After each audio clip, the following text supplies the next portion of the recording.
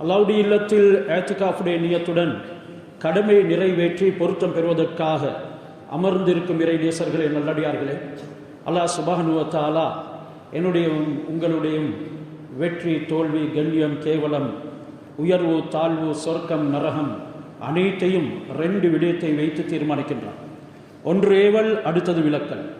எந்த அளவுக்கு ஏவல்களுக்கு பூர்ணத்துவம் கொடுத்து அதனை நெஞ்சில் இருத்தி எடுத்து நடக்கின்றோமோ, துனியாவிலும் நன்மாராயம் இருக்கிறது, நிம்மதியான சந்தோஷமான கண்ணியமான வாழ்க்கை இருக்கிறது. விலக்கல்களின் பக்கம் செல்லும் பொழுது கேவலம் காத்திருப்பதோடு நாள மறுமையில நரகமும் எங்களுக்கு காத்திருக்கிறது. உலகிலும் நாங்கள் நிந்திக்கப்பட்டவர்களாக ஆகிடுவோம். மௌத்துடைய நேரத்திலும் அது பிரதிபலிக்க செய்யும். மௌத்துக்கு பின்னால் நரகத்துக்கு பலியாகிடுவோம். எனவே ஏவல்களை எடுத்து நடந்து விலக்கல்களை தவிர்த்து நடக்குமாறு முதலில் எனக்கு, பிறகு உங்களுக்கு தக்வாவை கொண்டு வசியத் உபதேசம் செய்து கொள்கின்றேன். ஒரு மனிதனை அல்லாஹ் சுப்ஹானஹு வ தஆலா தேர்ந்தெடுக்கும் பொழுது அவனுக்கு பல சோதனைகளை கொடுப்பான். ஒருவர் தீனுடைய விடயத்துக்காக தேர்ந்தெடுக்கப்படுகிறார், அவர் சோதிக்கப்படுவார். ஹஸரத் ரசூலுல்லாஹி ஸல்லல்லாஹு அலைஹி வஸல்லம் சோதிக்கப்பட்டார்கள். இப்ராஹிம் அலைஹிஸ்ஸலாம் சோதிக்கப்பட்டார்கள். ஊதித்து ஃபில்லா மாலம் யுக்த அஹத், உலகத்துல யாருமே சோதிக்கப்படாதவாறு நான் அல்லாஹ் சுப்ஹானஹு வ தஆலாவுடைய விடயத்தில் சோதிக்கப்பட்டேன். துனியாவுடைய விடயத்துக்கு அரக்குவல் விடுங்க, துனியாவுடைய விடயத்துல தலைமைத்துவம் தாங்குங்க, துனியாவுடைய விடயத்துல சம்பாதிங்க, மக்களை வரிசை கிரமமாக உங்களிடத்துல வாரத்துக்கு வச்சுக்கோங்க, உங்களுடைய புகழ் என்ன, உங்களுடைய பேர் என்ன என்றாலும் சோதிக்கப்படுவது மிகவும் குறைவு. எப்பொழுது மார்க்கத்தோடு இணைவோமோ, மார்க்கம் என்று வருமோ, அப்பொழுது சோதிக்கப்படுவோம். தனக்குள்ள இருக்கக்கூடியவர்கள் கூட எங்களுடைய காலால் இழுப்பார்கள். அந்த நேரம் நாங்கள் உறுதியாக இருக்க வேண்டும். ஹஸரத் ரசூலுல்லாவை எந்த அளவுக்கு தூற்றினார்கள், எந்த அளவுக்கு அவர்களுக்கு படுதூறு சொன்னார்கள். பரிசுத்த மனைவிக்கு கூட படுதூறு சொன்னார்கள். தாங்க முடியுமா? வீட்டுக்குள்ள என்னுடைய மனைவி இருக்கிறாள், பர்தாக்குள்ளே நான் வைத்திருக்கின்றேன், அவளை பற்றி எனக்கு நல்லா தெரியும், அவள் புகழுக்குரியவர், அவள் அமலுக்குரியவர், அவள் அல்லாஹ்வுடைய தொடர்புள்ளவள், அவளுக்கு விபச்சாரத்தின் படுதூறு சொன்னால் இதயம் தாங்குமா?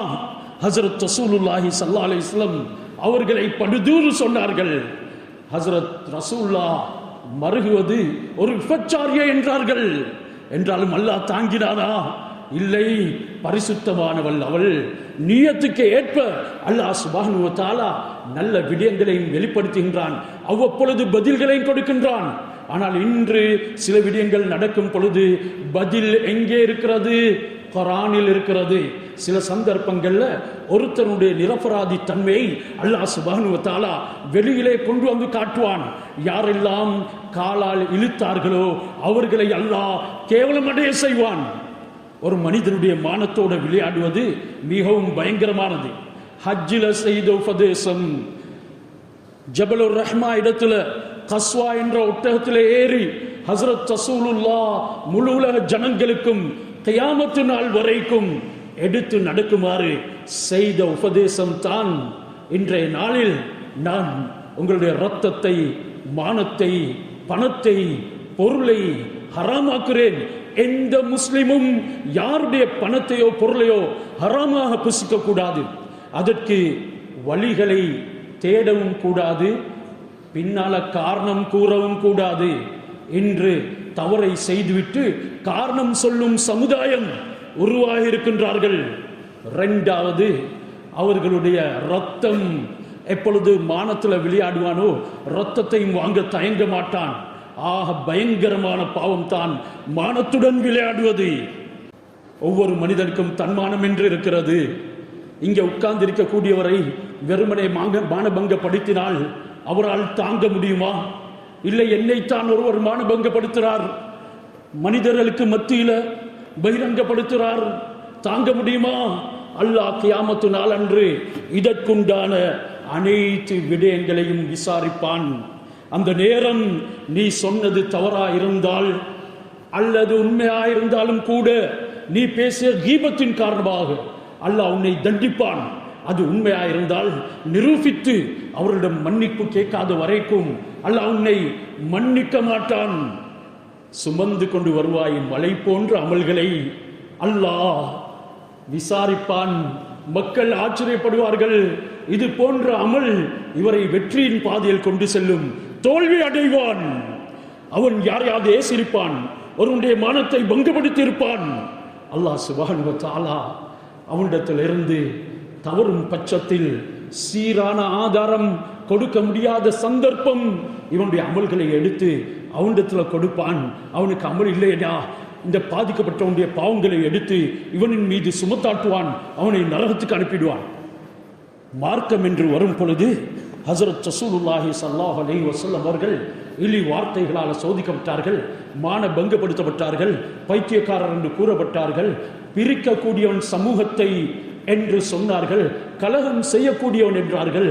என்றாலும் அல்லாஹ் அவருடைய இஹ்லாஸை பொறுத்து அல்லாஹ் அவருக்கு கொடுத்த தூதுத்துவத்தை சீரான முறையில் எத்தி வைக்க வேண்டும் என்ற எண்ணத்தில் உறுதியாக இருந்ததின் காரணமாக மார்க்கத்தை நான் முழு உலக ஜனங்களுக்கும் பரப்ப வேண்டும் என்ற அந்த சிந்தையோடு எல்லா பிரச்சனைகளையும் சுமந்து கொண்டதன் காரணமாக அல்லாஹ் அவர்களை தேர்ந்தெடுத்தார்.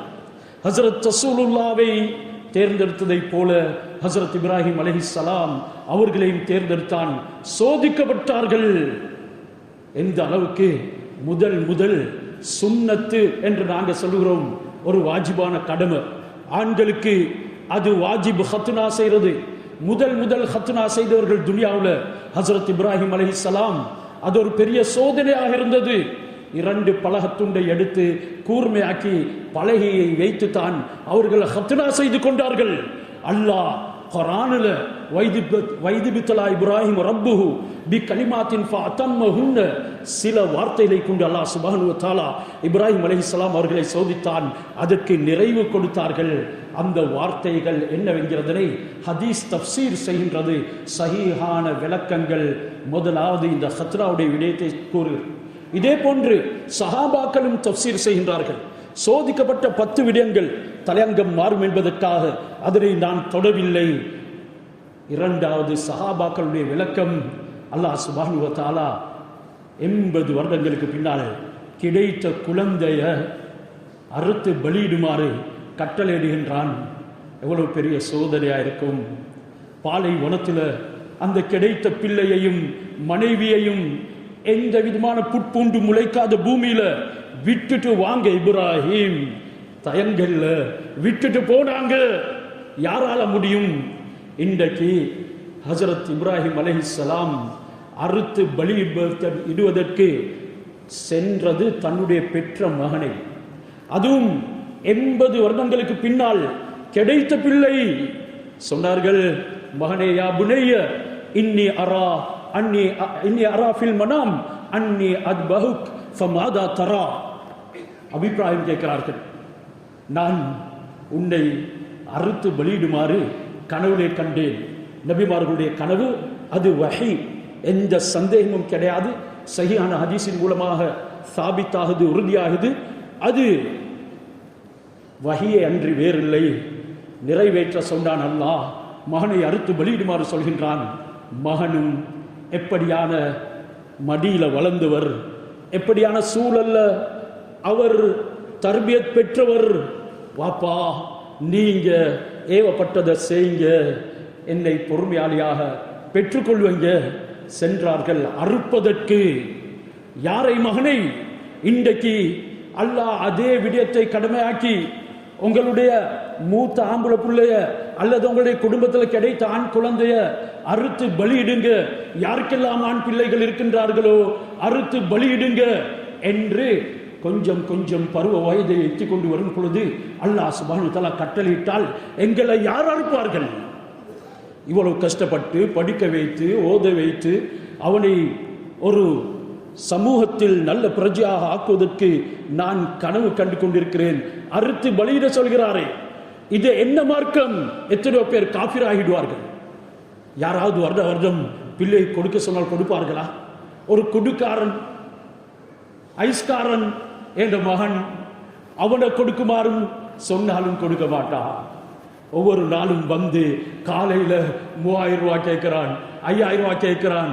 அவனுக்கு அது அடிக்க இல்லைண்டா, வாழ்க்கையே இல்லை என்ற அளவுக்கு அதில் அடிக்ட் ஆகியிருக்கிறான். இவனுக்கு ரத்தத்தை சாரா பிழிந்தாவது கடன் வாங்கியாவது அவனுடைய தொல்லையிலிருந்து தப்போனுமே என்கிறதுக்காக, அவனுக்கு வேற எதுவும் நடந்துவிடக்கூடாதே என்கிறதுக்காக நாளாந்தம் அந்த பணத்தை கொடுத்து வருகிறார். எத்தனையோ காட்சிகள் கண்டது இருக்குது. இதெல்லாம் மிம்பர் மேடையில சரித்திரம் சொல்றது அல்ல, மாற்றமாக இன்றைக்கு நடந்து கொண்டு இருக்குது. ஆனா அந்த குடுக்காரன கூட, போதைக்கு அடிமையான கூட தந்தை கொடுக்க மாட்டான். பாசம் என்கிறது இருக்குது. ஆனாலும் அல்லாஹ்வுடைய கட்டளை அவர்கள் சென்றார்கள். அல்லாஹ் சோதித்தான். எப்படி இருக்குது என்னுடைய தொடர்பு உங்களுக்கு என்னுடைய தொடர்பு எப்படி இருக்குது? தொடர்பை சீராக்கிறதுக்கு தான் குர்பான், ஈமான சோதிக்கிறதுக்கு தான் குர்பான், உங்களுடைய வாய்கள் என்ன பேசுது என்கிறத பார்க்கிறதுக்கு தான் குர்பான், உங்களுடைய சமூக ஒற்றுமை இந்த குர்பானின் பொழுது எப்படி இருக்கிறது என்கிறத பரிசீலனை செய்வதற்கு குர்பான். இன்னா அஅதைனாக்கல் கௌசர், நபியே நாங்கள் உங்களுக்கு அதிகமான நலவுகளை தந்தோம். கௌசருக்கு 2 விளக்கங்கள் தஃப்சீரில் எழுதப்படுது. ஒன்று, உங்களுக்கு கௌசர் என்ற நீர் தடாகத்தை நாள மறுமையிலே தந்திருக்கின்றோம். உங்களுடைய உம்மத் அங்கே வருவார்கள், நீங்கள் நீர் புகுத்துவீர்கள். யாரெல்லாம் பித்அத்தை ஏற்படுத்தி சமூகத்தில் பிரச்சனைகளை உண்டு பண்ணார்களோ அவர்களுக்கு அதில் நீர் கிடைக்க மாட்டாது. அவர்களை மலாய்க்காமார்கள் தடுப்பார்கள். விடுங்க என்ற உம்மத் இல்ல, உங்களுக்கு பின்னால சமூகத்தை கீறி கிழித்தவர்கள், மார்க்கத்தை நாசமாக்கினவர்கள், இவர்களுக்கு வரவிடக்கூடாது, தடுப்பார்கள். இரண்டாவது, அல் ஹைருல் கசீர், கௌசர் என்றால் அதிகமான நலவுகள். நபியே நீங்க அதிகமான நலவுகள் கொடுக்கப்பட்டிருக்கின்றீர்கள், அதற்கு நன்றி செலுத்துறதுக்காக வேண்டி இப்ராஹிம் அலைஹிஸ்ஸலாம் அவர்களுடைய தியாகத்தை ஞாபகப்படுத்துங்க. முதலாவது ஈத்காவுக்கு, பள்ளிக்கு வாங்க, பெருநாள் தொழுகையை நிறைவேற்றுங்க, ஃபஸல்லி, நீங்க தொழுங்க. இரண்டாவது, வேற எதிலும் ஈடுபடாதீங்க, யாருடன் பேசவும் கூடாது, நெடுக போங்க, குர்பானியை அருங்க, வன்ஹர். அங்க வாவ் அது முகலத்துக்கு வந்ததல்ல, உலமாக்களுக்கு புரியும், அது அவசரமாக செய்ய வேண்டிய ஒரு கடமை. மேலும் வன்ஹர், நீங்கள் தொழுத உடனே அடுத்து அங்க சலாம் எல்லாம் கொடுத்து கொண்டு தாமதித்து கொண்டு இருக்கவும் கூடாது. அவசரமாக சலாத்தை சொல்லிவிட்டு நீங்கள் பிரிந்து செல்ல வேண்டும், குர்பானை கொடுக்க வேண்டும். இன்ன ஷானிஅக ஹுவல் அப்தர், நலவுகள் கொடுக்கப்பட்டவர் மார்க்கத்துடைய விஷயங்கள் செய்யும் பொழுது அவரை கோபிக்கும் வார்த்தைகளை சொல்றவர்கள் ஏராளமார்கள் இருப்பார்கள். அன்றைய காலமும் ஒருத்தன் இருந்தான், ஆசிபுன் வாயில். அவன் சொன்னான், இவன் முஹம்மது நவுது பில்லாஹி மின்னா, சந்ததி அற்றவன். அபுத்தருக்கும் 2 கருத்து இருக்குது. ஒன்று சந்ததி அற்றவன், அடுத்தது எந்த நலவும் இல்லாதவன். அல்லாஹ் சுப்ஹானஹு வ தஆலா மார்க்கத்தை நான் உங்களுக்கு தந்திருக்கிறேன், அதற்கு உரிய முக்கியமானவராக தேர்ந்தெடுத்திருக்கிறேன். தேர்ந்தெடுக்கப்பட்ட நீங்க ரப்புடைய கடமைகளை செய்யும் பொழுது இப்படியான இழிவாற்றல்களுக்கு உள்ளாக்கப்படுவீங்க, உங்களை மக்கள் கோபிக்க வைப்பார்கள். இன்ன ஷானிஅக ஹுவல் அப்தர், யார் உங்களை கோபிக்க செய்கிறாரோ அவன் தான் பரக்கத்தில்லாதவன். இதனால மார்க்க விடயங்களை செய்யும் பொழுது யாருடைய இழி வார்த்தைகளை பொருட்படுத்தக்கூடாது. வலா யகாஃபூன லௌமத லாயிம், உண்மையான மூமின் யார், பழிக்கக்கூடியவனின் இழி சொற்களை கணக்கெடுக்காம அல்லாஹ்வுடைய கடமை சீரான முறையிலே செய்யக்கூடியவர். இதனால் குர்பான், அதுவும் கூட்டு குர்பான் என்று வரும் பொழுது பலவிதமான பிரச்சனைகள் இப்பொழுது அங்கங்கே எழுவதை நாங்கள் பார்க்கிறோம். அதற்குள்ளேயும் மானங்கள் பங்கப்படுத்தப்படுவதை பார்க்கிறோம். ஆதாரம் இல்லாமல் அந்த குர்பானியின் பணத்தை அவர் எடுத்தார், அவர் மோசடி செய்தார், மாமிசங்களை சீரான முறையில் பங்கு வைக்க இல்லை, இப்படியான வார்த்தைகளை எல்லாம் சொல்லக்கூடியவர்கள் இருக்கின்றார்கள். குர்பானி அது ஒரு அமல், அதை கண்ணியப்படுத்தணும். அதை கொடுத்துட்டு இப்படி கேவலமான வார்த்தைகளை பேசுறதா? அது என்ன நடந்தாலும் உன்னுடைய நியத் சரி என்றால் நிச்சயமாக அல்லாஹ் அதனை கபூல் செய்வான். நீ கொடுத்ததன் பின்னால என்ன நடக்குது, அதை சாப்பிடுறது விபச்சாரியா பாவியா என்கிறத பார்க்கறதுக்கு உனக்கு தேவையில்ல. தொழுகை இல்லாதவன் சாப்பிடுறானா, தொழுறவன் சாப்பிடுறானா? இதற்கு அல்லாஹ் கேள்வி உன்னிடத்தில் கேட்க மாட்டான். உன்னுடைய கடமையை செய். வல் புதுன ஜால்நாஹா லக்கும் மின் ஷஆயிரில்லாஹ். அல்லாஹ் சுப்ஹானஹு வ தஆலா இந்த ஆடு மாடு ஒட்டகைகளை அல்லாஹ்வின் சின்னமாக ஆக்கினான்.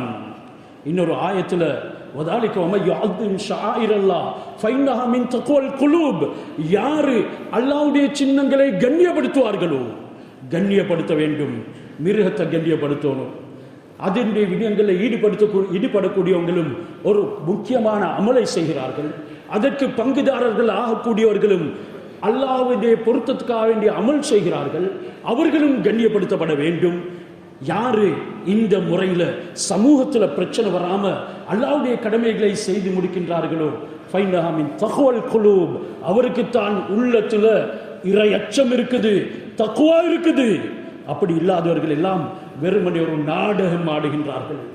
வெறுமனே எங்கட பாஷையில கலஸ் காட்டுகிறார்கள். இவைகளுக்கெல்லாம் அல்லாஹ் நாள மறுமையில அல்லது இந்த உலகத்திலேயே சில சோதனைகளை கொடுத்து அல்லாஹ் அவர்களை தண்டிப்பான். நாம் எப்பொழுதும் அல்லாஹ்வுடைய விடயத்தில் மிகவும் கவனமாக இருக்க வேண்டும். இப்ராஹிம் அலைஹிஸ்ஸலாம் அவர்கள் செய்த தியாகம் மீது ஒமையர்கபன் மில்லத்தி இப்ராஹிம் இல்லாமன் சஃபிஹ நஃப்ஸா.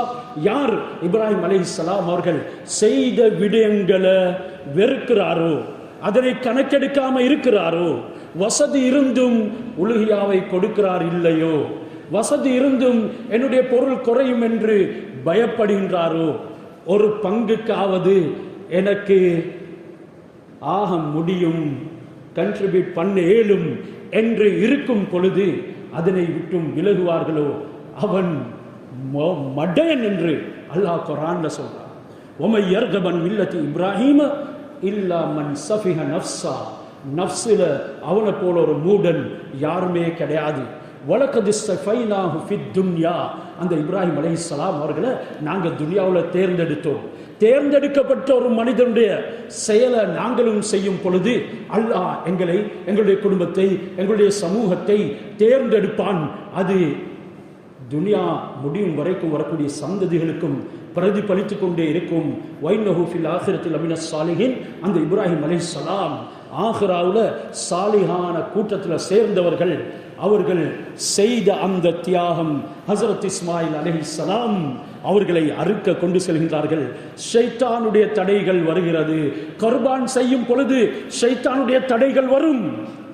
எங்களுக்கு மத்தியில் மனித உருவம் கொண்ட ஷைத்தான்கள் பலவாறு பேசுவார்கள். அங்கே சில நேரம் கொலைகளும் நடக்கலாம். அல்லாஹ் பாதுகாக்க வேண்டும். இதுவரைக்கும் அப்படி வரலாறுகள் கேள்விப்பட்டது குறைவு என்றாலும் இப்பொழுது இருக்கக்கூடியவர்கள் கியாமத்துக்கு நெருங்கியவர்கள், அசூசையானவர்கள்.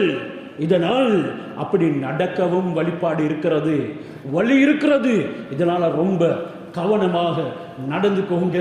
எப்படி ஜம்ரத்துல் ஊலா, ஜம்ரத்துல் அகபா, ஜம்ரத்துல் உஸ்தா என்ற அந்த 3 கல்லெறியும் இடங்களிலையும் வந்து ஹஸரத் இப்ராஹிம் அலைஹிஸ்ஸலாத்தையும் இஸ்மாயில் அலைஹிஸ்ஸலாத்தையும் ஷைத்தான் கெடுத்தானோ, எங்களுக்கு மத்தியிலும் பலவிதமான பிரச்சனைகளை ஏற்படுத்துவான். அடித்தார்கள் கல்லினால், ஷைத்தான் தோல்வி அடைந்தான். அதே போன்று நஃப்ஸுக்கு நாங்கள் அடிக்க வேண்டும். இது ரப்புடைய கடமை. இதனை நான் அவனுடைய பொருத்தத்துக்காக செய்ய வேண்டும் என்று ஒவ்வொருத்தரும் முன் வந்து செய்யணும். அல்லாஹ் என்னையும் உங்களையும் அதற்காக வேண்டி தேர்ந்தெடுத்திருக்கிறான். நான் விரும்பினேன் இப்ராஹிமை, அவருடைய செயல்கள் எனக்கு விருப்பம். நீங்களும் அந்த செயல்களின் அடையாளங்களை காட்டுங்க. உங்களையும் நான் விரும்புவேன். உங்களுடைய செயல்களையும் துனியாவில் எப்படி ஹஸரத் இப்ராஹிம் அலைஹிஸ்ஸலாம் இதுவரைக்கும் பேசப்படுகின்றார்களோ அதே போன்று உங்களுடைய செயல்களும் கியாமத்து நாள் வரைக்கும் பேசப்படும். அவருடைய முழு நோக்கமும் ரப்புடைய கட்டளை நிறைவேற்றுவது தான். இறுதியில வத்தல்லஹு பில் ஜபீன், மகனை அறுக்கிறார்கள். சொல்லுகிறார், இந்த முகத்தை பார்த்தா வாப்பா உங்களுக்கு இரக்கம் வரும் என்ன அடுத்த பக்கம் போட்டு அறுங்க. அறுக்கிறார்கள் என்றாலும் கத்திக்கு கட்டளை இல்லை அறுக்குமாறு. அல்லாஹ் சுப்ஹானஹு வ தஆலா அதனுடைய கூர்மை இருந்த பொழுதிலும் அறுக்கக்கூடாது என்றார். சோதனையில் ஹஸரத் இப்ராஹிம் அலைஹிஸ்ஸலாம் வெற்றி பெற்றார். ஜிப்ரீல் அலைஹிஸ்ஸலாம் அவர்கள் ஒரு ஆட்டை சொர்க்கத்திலிருந்து எடுத்துக்கொண்டு வந்தார்கள். வந்த கோபம் இப்ராஹிம் அலைஹிஸ்ஸலாம் தூக்கி எறிந்தார்கள். கத்தியை பாறை ஒரு துண்டு வெட்டி கொண்டு போனது, கழுத்தை வெட்ட மறுத்தது. இறுதியில இப்ராஹிம், நீங்க சோதனையில சாதனை படைச்சிட்டீங்க, அருங்க இந்த ஆட்டை என்று அல்லாஹ் சுப்ஹானஹு வ தஆலா அறுக்க செய்தான். எனக்கும் உங்களுக்கும் சோதனை வரும் பொழுது ரப்புக்கென்று எல்லா தடைகளையும் மீறி இஹ்லாஸோடு நானும் நீங்களும் செயல்படுவோம் என்றால், அல்லாஹ் எவ்வளோ பெரிய சண்டிகளாக இருந்தாலும், எவ்வளோ பெரிய ஆயுதம் வைத்திருந்தாலும், எவ்வளோ கூர்மையான ஷாப்பான வாலில் கத்தி இருந்தாலும் அதையும் செயலிழக்க செய்வான் என்கிறது இங்கே எனக்கும் உங்களுக்கும் சொல்லி காட்டுகின்றான்.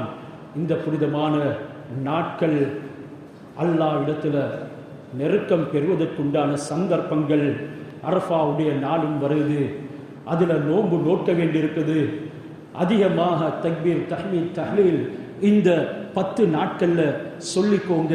சுப்ஹானல்லாஹி வல்ஹம்துலில்லாஹி வலா இலாஹ இல்லல்லாஹு வல்லாஹு அக்பர் வலா ஹவ்ல வலா குவத்த இல்லா பில்லாஹில் அலியில் அதீம். இந்த வார்த்தைகளை நிதமும் நீங்க கழிவறையில் இருக்கும் பொழுது இல்லாம அனைத்து சந்தர்ப்பங்களையும் உச்சரித்து கொண்டே இருங்கள். தக்பீர், தஹ்மீத், தஹ்லீலை அதிகமாக சொல்லுமாறு அல்லாஹ் படிக்கின்றான். சிலர் 10 நோன்பு நோட்பார்கள், சிலர் 3 நோட்பார்கள். அரஃபாவுடைய நோன்பையாவது சிலர் நோட்பார்கள். இன்னும் எங்களுக்கு மத்தியில் பரக்கத் இல்லாதவர்கள், அபுத்தர்களும் இருக்கிறார்கள். ஒரு நோன்பாவது இந்த சந்தர்ப்பத்தில் நோக்கிற பாக்கியம் கிடைக்கல. காரணம் இல்லாமல் சுகதேகியா இருந்து கொண்டும் அந்த ஒரு நோன்பையாவது நோக்கவில்லை என்றால் நானும் நீங்களும் அஃபாக்கியவான்கள் என்கிறதுன மறந்துவிடக் கூடாது. காரணம், ஹஸரத் ரசூலுல்லாஹி ஸல்லல்லாஹு அலைஹி வஸல்லம் அவர்கள் சொன்னார்கள், மாமின் ஐயாமின் அல் அமலு ஸாலிஹு அஹப்பு இலல்லாஹி மின் அஷ்ரி தில் ஹிஜ்ஜா. அல்லாஹ் சுப்ஹானஹு வ தஆலாவுக்கு இந்த துல் ஹஜ்ஜுடைய 10 நாட்கள்ல செய்யப்படக்கூடிய அமலை போன்று இந்த உலகத்தில் வேற எந்த சந்தர்ப்பத்திலையும் செய்யும் அமல் பொறுமதியாக இல்லை. அந்த அளவுக்கு அல்லாஹ்வுக்கு அஹப்பு இலல்லாஹ் மிகவும் விருப்பமானதுதான் இந்த துல்ஹஜ் மாதத்தில் செய்யக்கூடிய அமல்கள். எங்களுடைய மூதேவித்தனத்தை நீக்கிறதுக்கு அதிகமான தான தர்மங்களை செய்ய, இரவுல தஹஜ்ஜுதுல எழும்பி புனித குர்ஆனை ஓதுங்க. வீட்டில் உள்ளவர்களுக்கும் அதனுடைய ஞாபகங்களை ஊட்டுங்க. வீட்டில் இன்றைக்கு அதை பற்றி ஞாபகப்படுத்தப்படாதவர்களும் எங்களுக்குள்ள இருக்கிறார். இந்த மாதம் என்ன மாதம் என்று கூட தெரியாதவர்கள் இருக்கின்றார்கள். இதனால தான் அஷ்ஹுருல் ஹுரும் 4 மாதங்களை சொல்லக்கூடிய அல்லாஹ் அந்த ஆயத்தின் நடுவிலே வலா தல்லிமு ஃபீஹின் அன்ஃபுஸக்கும், இதுல உங்களுடைய ஆத்மாக்களுக்கு அநியாயம் செய்து கொள்ளாதீங்க, தீங்கு செய்து கொள்ளாதீங்க, பாவத்தில் ஈடுபடாதீங்க. இரவெல்லாம் போனோட மொபைலோட கண்களையும் உள்ளத்தையும் ஈமானையும் பறிக்கொடுத்து அதுல மூழ்கி இருந்தவர்களே, முற்றுப்புள்ளி வைங்க. ஹராமான முறையில் சட்டிங் பண்ணினவர்களே, இப்பயாவது உணருங்க, பரிசுத்தவான்களாக மாறுங்க என்றதுக்கு சந்தர்ப்பத்தை அல்லாஹ் சுப்ஹானஹு வ தஆலா தந்திருக்கிறான். சத்தியம் செய்தான். அல்லாஹ் சத்தியம் செய்வதற்கு தேர்ந்தெடுப்பதாக இருந்தா அதனுடைய மகத்துவத்தை என்னவென்று சொல்கிறது? வல் ஃபஜ்ர் வலையாலின் அஷ், ஃபஜ்ரின் மீது சத்தியமாக. இந்த ஃபஜ்ர் ஒவ்வொரு நாளும் சுபஹுடைய ஃபஜ்ர். அதிகமான முஃபஸ்ஸிரீன்கள் சத்தியம் செய்கிற அல்லாஹ் அந்த ஃபஜ்ரின் மீது. ஜும்மாவுடைய ஃபஜ்ர், ஆனால் ஜும்மாவுடைய ஃபஜ்ரை பற்றி எந்த விதமான சிந்தனையும் கிடையாது. எத்தனை பேர் தான் பாதங்களை எடுத்து வைத்தோம் மஸ்ஜிதுக்கு. அந்த ஃபஜ்ர் இதுவும் அரஃபாவுடைய ஃபஜ்ர் என்ற இன்னொரு தஃப்சீர் சொல்லப்படுகின்றது. இவ்வளவு முக்கியமான சந்தர்ப்பங்கள் நாம் நாசப்படுத்துகின்றோம். அத்துடனே வலையாலின் அஷர், 10 இரவுகளின் மீது சத்தியமாக அல்லாஹ் சத்தியம் செய்கின்றான். வஷ்ஷஃபி வல் வத்ர், ஷஃபா என்று சொன்னால் அந்த குர்பான் அறுக்கும் நாள், வத்ர் என்றால் அரஃபாவுடைய நாள் என்ற தஃப்சீர்கள் சொல்லப்பட்டு அல்லாஹ் அதன் பின்னால கேட்கிறார், நீங்கள் மூடர்களா அறிவாளிகளா? ஹல் ஃபீ தாலிக கஸமுன் லிதி ஹிஜ்ர். தியூ ஹிஜ்ர் என்று சொல்றது புத்திசாலிகள். இதுல புத்திசாலிகளுக்கு படிப்பினை இருக்கிறதா? அதிகமாக புத்தி பேதளித்தவர்கள் தான் இருப்பார்கள். இதனால தான் அல்லாஹ் அப்படி கேட்கின்றான். சகோதரர்களே, நானும் நீங்களும் ரப்பை நெருங்க வேண்டும். அதிகமான ஆமால்களில் ஈடுபடுவோம். வசதி உள்ளவர்கள் பெருநாள் அன்று உங்களுக்கும் உங்களுடைய குடும்பத்துக்கும் சாப்பிட்றதுக்கு இருக்குது, அது போக ஏதேனும் மிஞ்சும் என்ற எண்ணம் இருந்தால் நீங்கள் நியத்தை வைத்து கொள்ளுங்கள். அத்துடனே அல்லாஹ் எந்த அளவுக்கு இந்த அமலின் மீது பிரியம் கொண்டிருக்கின்றான். உங்களுடைய முடிகளை கூட தரித்து விடாதீங்க, நகங்களை வெட்டி விடாதீங்க. நீயத்து உள்ளவர்கள் அதனை கொடுப்பதற்கு முன்னால இதனை செஞ்சிடாதீங்க. ஹாலிசன் முஹ்லிசன் எந்த கலப்புமற்ற நிலைமையில் முதலாவது நீங்க அந்த குர்பானை கொடுக்கிறது நான் விரும்புகிறேன். அதனால் துல்ஹஜ் முதப்பிறையிலிருந்து இது ஒரு சுன்னத்து, ஹராம் இல்லை என்றாலும் ஒருத்தருக்கு தவிர்க்க முடியல. நெகமொண்டு தொங்கிக் கொண்டிருக்குது, ரத்தம் வடிஞ்சு கொண்டிருக்குது, நான் உடைய நியத்து வச்சிருக்கின்றேனே என்ன செய்யறது, அதோடு இருக்கிறது இல்லை, அதை வெட்டி போடலாம், பிரச்சனை இல்லை, அது ஒரு சுன்னத்தனாமல் அந்த சுன்னத்தை அல்லாஹ் ரொம்ப விரும்புகிறான். எனவே தங்கடம் இல்லாம எதையும் தரித்து விடாதீங்க. அந்த குர்பானை கொடுப்போம் நாங்க, அல்லாஹ் சுப்ஹானஹு வ தஆலா இதனூடாக அவனிடத்தில் நிறைய பாக்கியத்தை தருவான். குர்பான் என்றால் அசில் கருத்து. நாங்க உருதுல சொல்றேன்டா அது தியாகம், அரபுல சொல்றேன்டா நெருங்கிறது. யார்கிட்ட நெருங்கிறது? அல்லாஹ் இடத்தில் நெருங்கிறது. எனவே இந்த குர்பானை கொடுத்து உலுஹியாவை கொடுத்து நான் நீங்களும் அல்லாஹ்வுடைய நெருக்கத்தை பெறுவோம். அல்லாஹ் சுப்ஹானஹு வ தஆலா என்னையும் உங்களையும் எல்லா விதத்திலும் தேர்ந்தெடுப்பானாக, மன்னிப்பானாக. எங்களுடைய அமால்களை அவனுக்கு விருப்பமான முறையில் செய்வதற்கு தௌஃபீக் செய்வானாக. அதன் பொழுது சமூக ஒற்றுமையை பாதுகாப்பானாக, மக்களுடைய மானங்களை பாதுகாப்பானாக. யா அல்லாஹ், ஹஜரத் இப்ராஹிம் அலைஹிஸ்ஸலாம் அவர்களுடைய மார்க்கத்தில் நீ ஹஜரத் ரசூலுல்லாஹி ஸல்லல்லாஹு அலைஹி வஸல்லம் அவர்களை தருவித்தாய். அந்த ரசூலுல்லாஹ்வுடைய இப்ராஹிம் அலைஹிஸ்ஸலாம் அவர்களுடைய நடைமுறைகளை எடுத்து நடக்கூடிய பாக்கியத்தை நம் அனைவர்களுக்கும் தந்தருள் புரிவாயாக. துஆக்களை கபூல் செய்வாயாக. வஆகிரு தவானா அனில் ஹம்துலில்லாஹி ரப்பில் ஆலமீன்.